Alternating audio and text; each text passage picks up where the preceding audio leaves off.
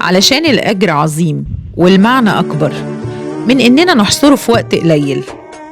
قررت أقدم لكم حلقة يوم عرفات في جزئين.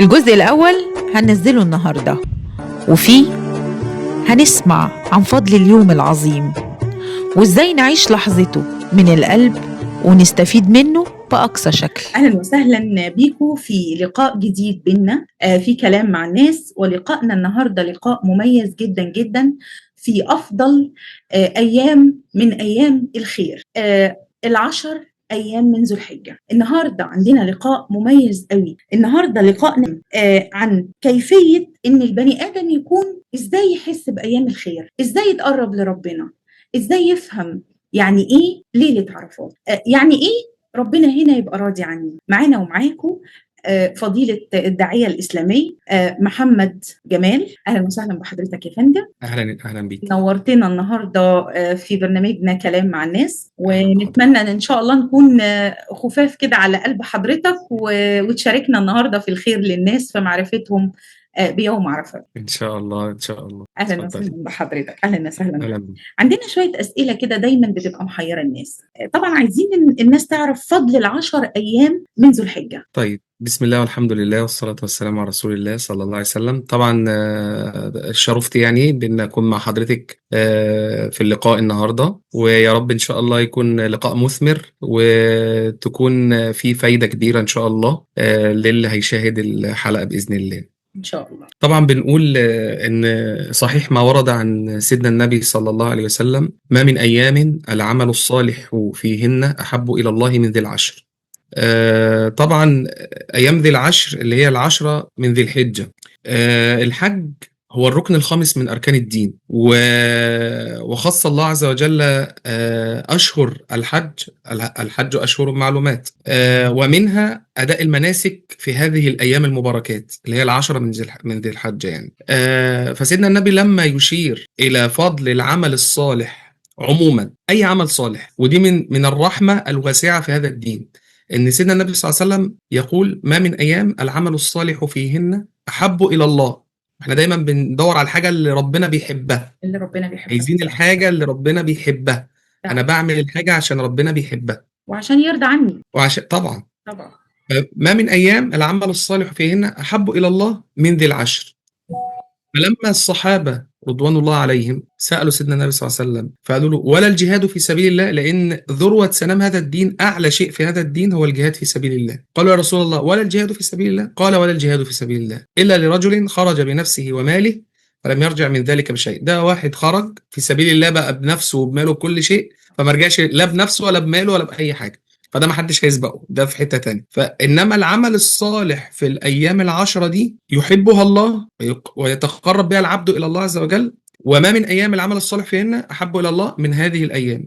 عشان كده في القرآن الكريم ورد أن الله عز وجل أقسم بهذه الأيام والليالي، قال: والفجر وليال عشر. فقالوا أن الله عز وجل أقسم بهذه الليالي. اختلفوا هل الليالي العشر في رمضان ولا هي الليالي العشر من ذي الحجة؟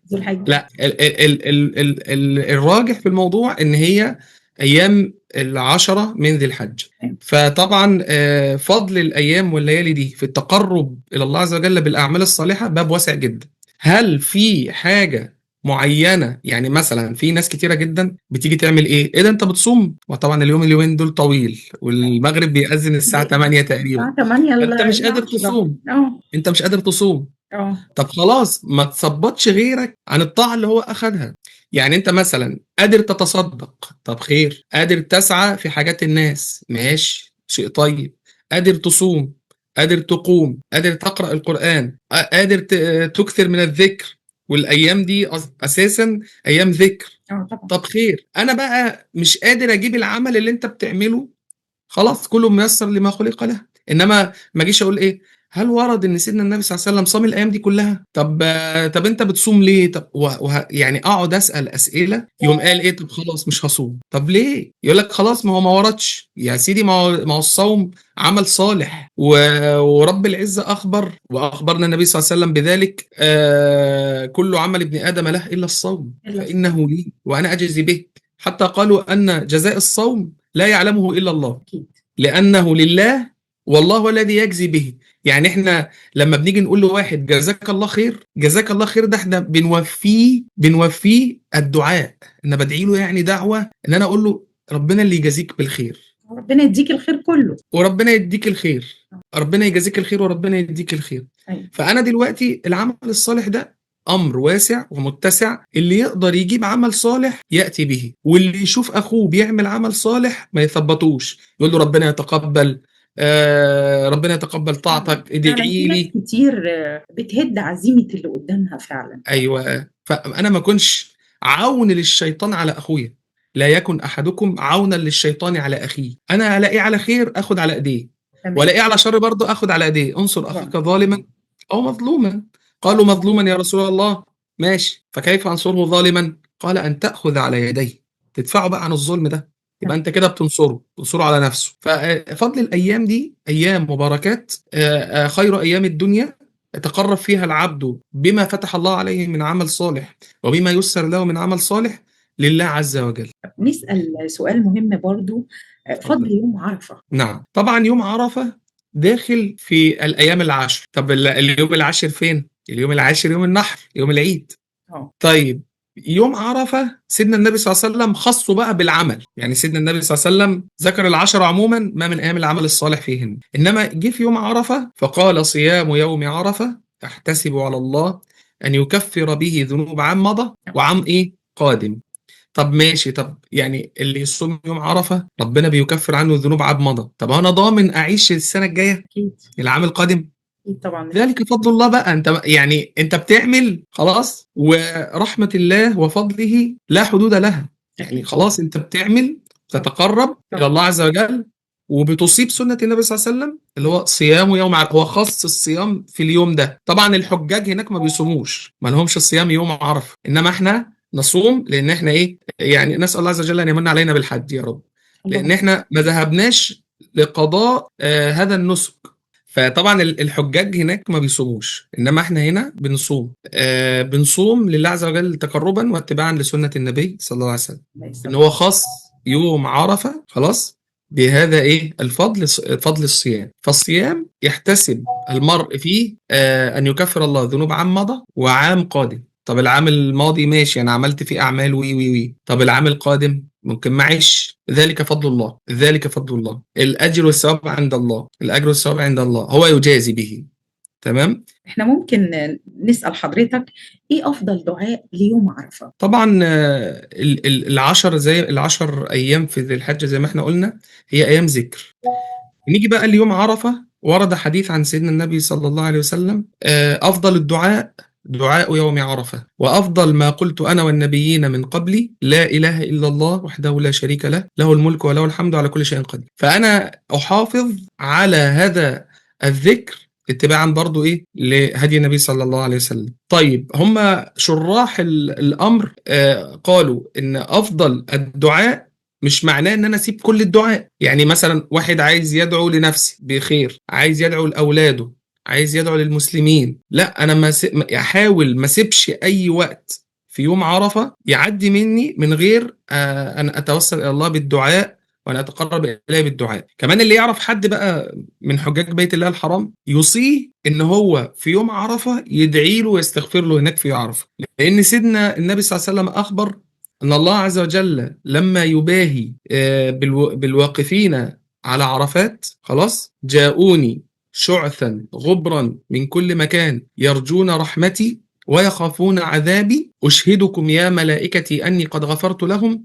ثم يقول أفيضوا عبادي مغفورا لكم ولمن شفعتم له. يعني لو الواحد يعرف حد هناك فعرفة يوصيه كده ويفكروا ان هو يوم عرفة يستغفر له بالاسم، يستغفر له اللهم اغفر لمحمد اللهم امين. هنا دايما لما بنيجي حد يبقى طالع عمره او حج ونيجي نتكلم معاه ونقول له ادعي لنا، يقول يا رب افتكر، يا رب افتكر، يا رب افتكرك، لان فعلا الهيبه طبعا بتاعه الكعبه والهيبه بتاعه المكان اللي هو موجود فيه هناك ليه بتاعه النسك جدا. فطبعا أيوة. الانسان فعلا يعني في الحاله دي لازم تفكره طبعا. طبعا محتاج حد يبقى دي لازم انا اللي افكره بقى. ايوه. احنا كنا نعرف واحد من الصالحين كان معاه كده زي اجنده صغيره واللي يوصيه قوم كاتب يقول لما اروح هناك هفتح، هفتح. ابص في الاسم صح وادعي. صح صح. انما احنا بقى يوم عرفه ده ما نسيبش اللي هناك، اه باي وسيله كانت اقدر اوصل له، افكره، افكر اقول له قبل ما تنزل من بعيد. عرفات، اه قبل ما تفيض من عرفات، الله. افتكرني ان انت تدعي لي باستغفار، بمغفره او بغيره او بخير.